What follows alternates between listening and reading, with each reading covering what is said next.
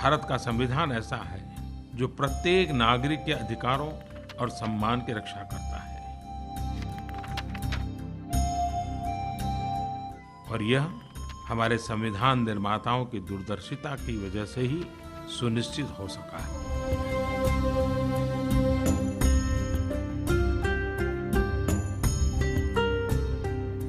Namaskar. DD India brings to you this special tribute to the makers of the Indian Constitution and to the Constitution of India, which defines every Indian.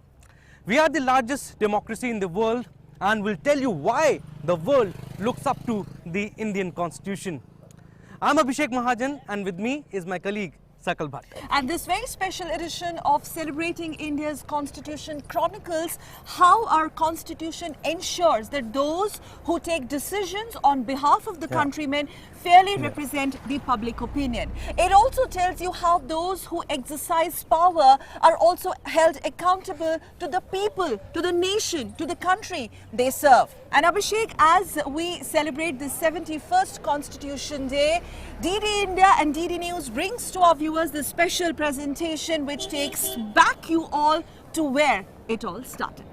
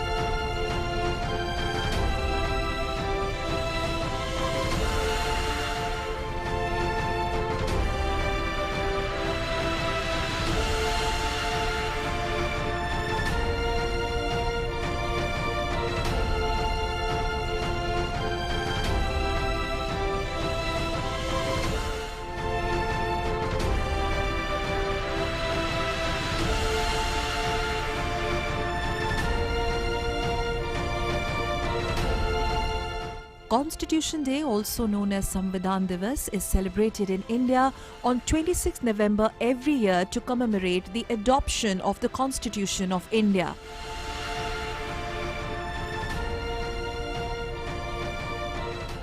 On 26 November 1949, the Constituent Assembly of India adopted the Constitution of India and it came into effect on 26 January 1950. The 2-month period between the adoption and enforcement of the Constitution was used for a thorough reading and translation from English to Hindi.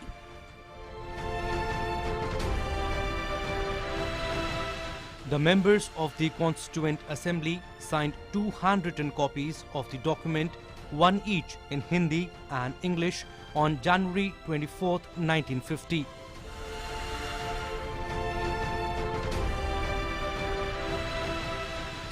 Two days later, the Constitution of India became the law of the land, with several critical issues being debated, including language, rights, minorities, governance structures.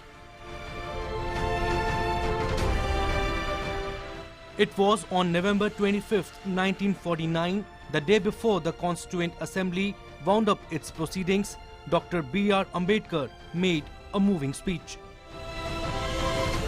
In order to induce every party, every section in this country, it would be the act of greatest statesmanship for the majority party even to make a concession to the prejudices of people who are not prepared to march together. And it is for that I propose to make this appeal. Let us leave aside slogans.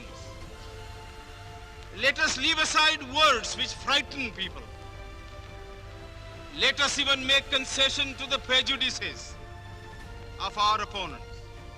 Bring them in so that they may willingly join with us on marching upon that road, which, as I said, if we walk long enough, must necessarily lead us to unity.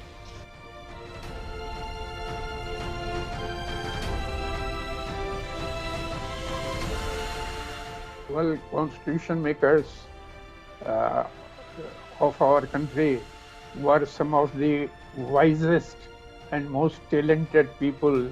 It consisted of top-level jurists, scholars, legal luminaries, and freedom fighters. They were the best that any country could have.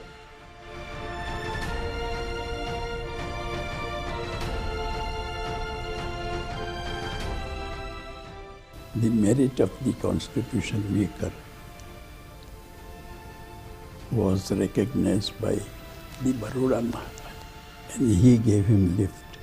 And slowly and gradually, that gentleman prepared the basis of the constitution and gave us the fundamental rights as well as equality in the society, which we are either to enjoy.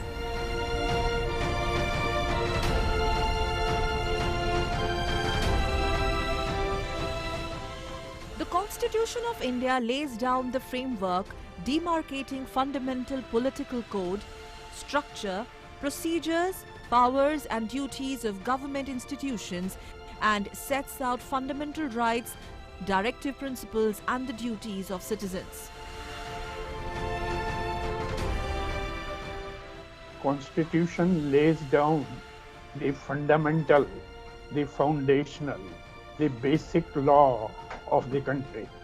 So every country which is governed by a rule of law needs a constitution which establishes the institutions of government, that is the legislature, the executive and the judiciary, and defines and delimits their respective jurisdictions, their relationships with each other, and their relationship with the people.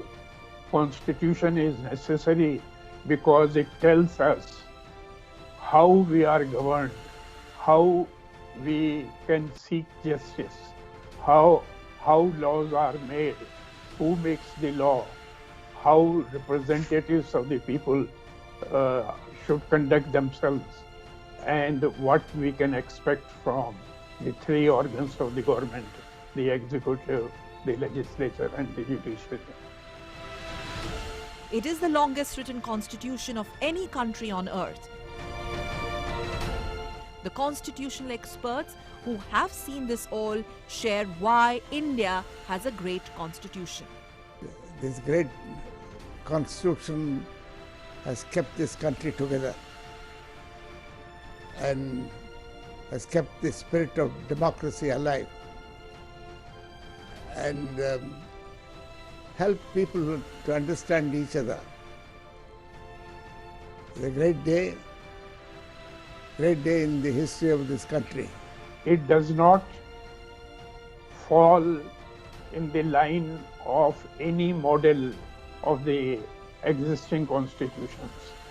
It cannot be called entirely federal in the sense the word is used. It cannot be called presidential. It cannot be called parliamentary because it is a mixture of presidential and parliamentary, a mixture of unitary and federal.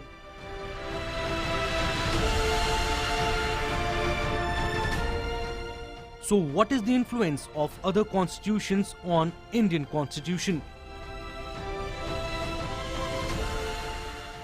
The concepts of liberty, equality and fraternity were taken from the French constitution. The concept of 5-year plans was taken from the USSR. The directive principles were taken from Ireland.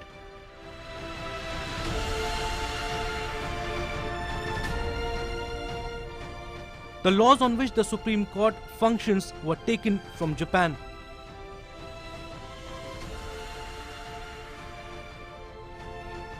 The Constitution is a unique document which was prepared after a considerable research from various other constitutions of our countries. And today we are enjoying a society in which we are proud to live. The Constitution has undergone substantial changes during these years, either through the judgments of the Supreme Court as well as changes made by Parliament. The entire parliamentary system evolves from the Constitution, and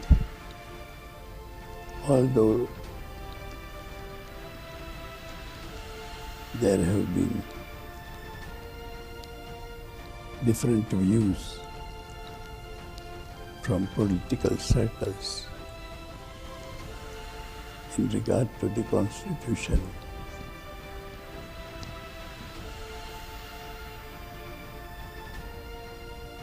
it has held the fort for all these years. And now let's take a look at the amendments introduced in the Constitution of India. The Indian Constitution has also gone under several changes. There have been 104 amendments of the Constitution since it was first enacted in 1950. When the Constitution was adopted in the year 1949, there were no provisions regarding fundamental duties to the citizens, though there was a Part 3 for fundamental rights.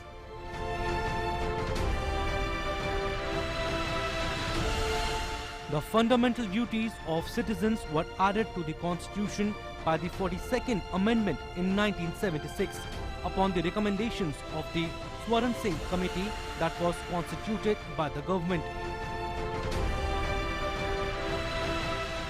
The committee suggested that steps needed to be taken to ensure that the individual did not overlook his duties while in exercise of his fundamental rights.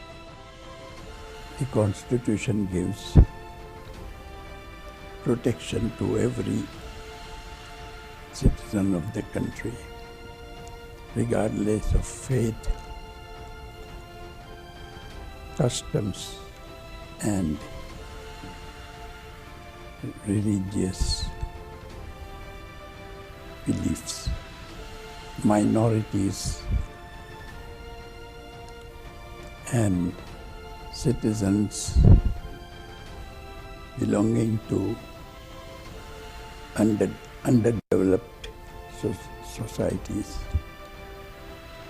Those 11 fundamental duties are most crucial, and if there is any lesson that we have to learn from the Constitution, it is to discharge our fundamental duties as citizens. The preamble is part of our Constitution, and the contents of the preamble play an important role in the interpretation of the Constitution. The preamble of the Constitution also records the aims and aspirations of the people of the country, and these aims and aspirations of countrymen are recorded in various provisions of the preamble of our Constitution.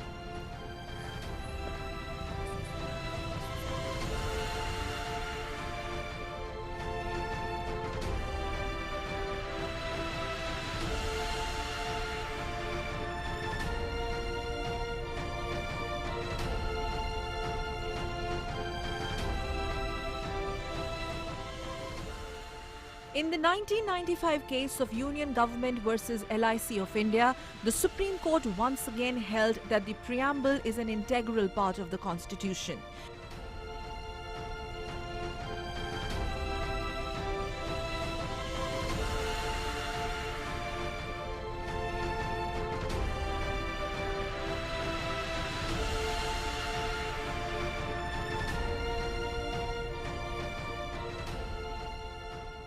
The preamble was amended only once on 18 December 1976, with most of the opposition being jailed during the emergency in India.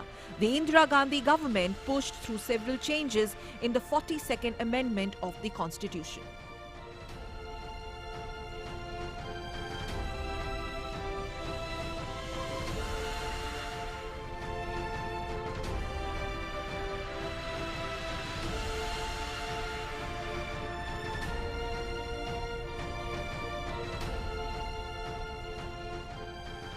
Through this amendment, the words socialist and secular were added between the words sovereign and democratic. And the words unity of the nation were changed to unity and integrity of the nation.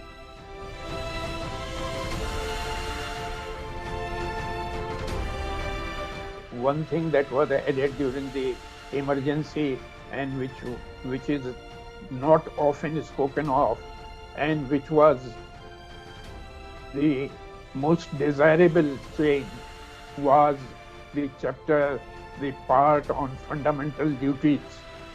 Fundamental rights were there, but fundamental duties of the citizen were not mentioned in our constitution.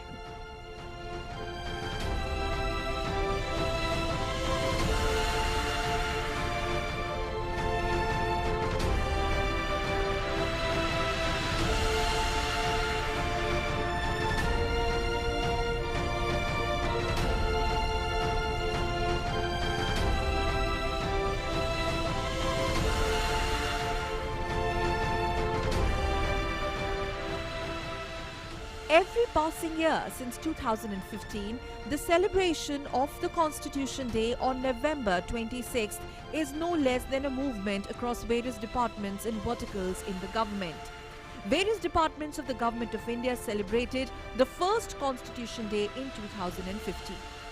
Overseas Indian schools also celebrate 26th November as the Constitution Day.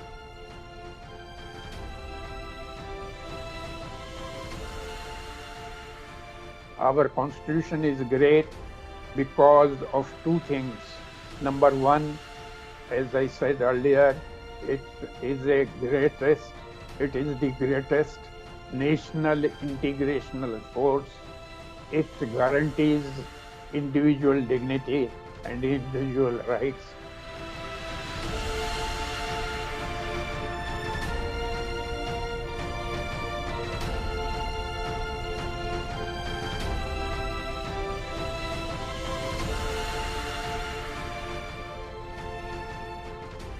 The world is changing at a fast pace. In 5 years from now, everything will change.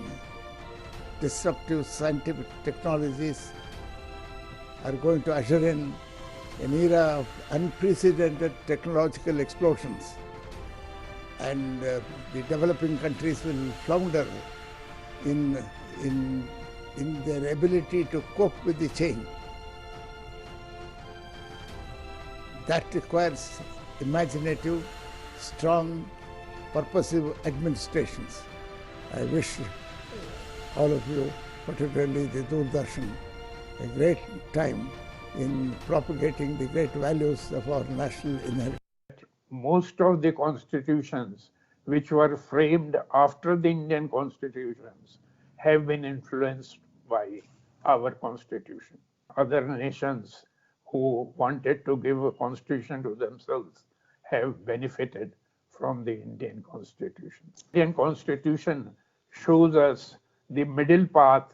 It is a combination of different models for presidential, parliamentary, unitary, federal, and so on.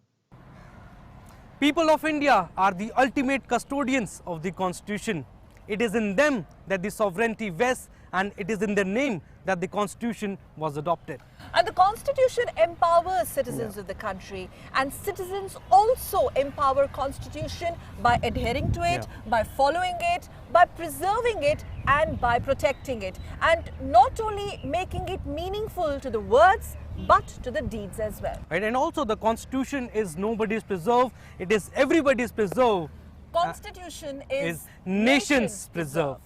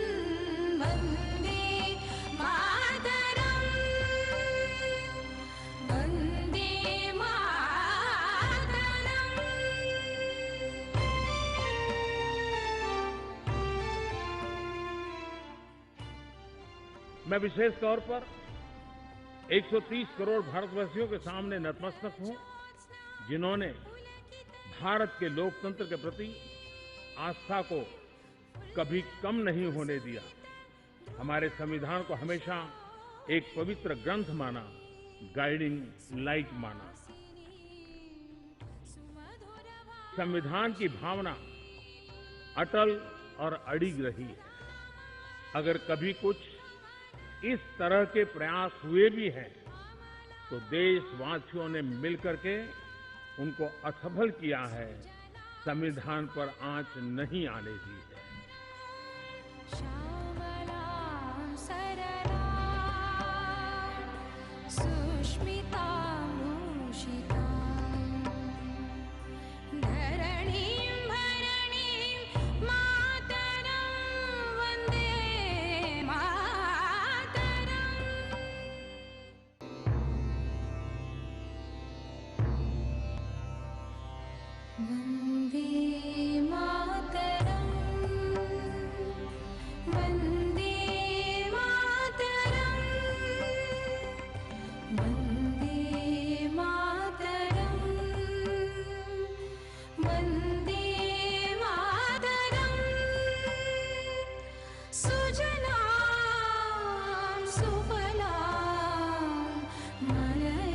Sheetla